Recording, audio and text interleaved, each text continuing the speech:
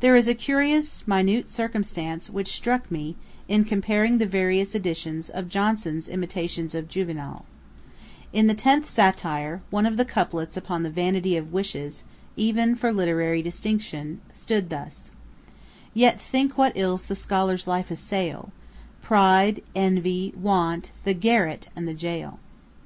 But after experiencing the uneasiness which Lord Chesterfield's fallacious patronage made him feel, he dismissed the word garret from the sad group, and in all the subsequent edition the line stands, Pride, envy, want, the patron and the jail. That Lord Chesterfield must have been mortified by the lofty contempt, and polite yet keen satire with which Johnson exhibited him to himself in this letter, it is impossible to doubt. He, however, with that glossy duplicity which was his constant study, affected to be quite unconcerned.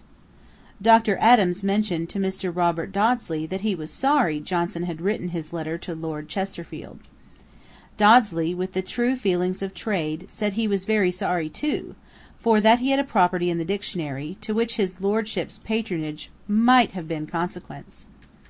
He then told Dr. Adams that Lord Chesterfield had shown him the letter. I should have imagined, replied Dr. Adams, that Lord Chesterfield would have concealed it. Poh! said Dodsley, do you think a letter from Johnson could hurt Lord Chesterfield? Not at all, sir. It lay upon his table, where anybody might see it. He read it to me, said, this man has great powers, pointed out the severest passages, and observed how well they were expressed. This air of indifference, which imposed upon the worthy Dodsley, was certainly nothing but a specimen of that dissimulation which Lord Chesterfield inculcated as one of the most essential lessons for the conduct of life.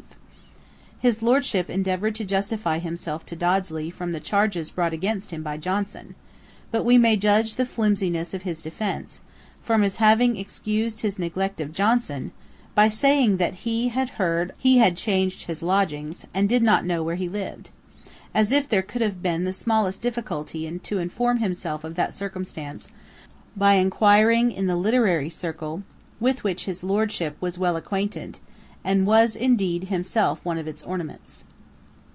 Section 18.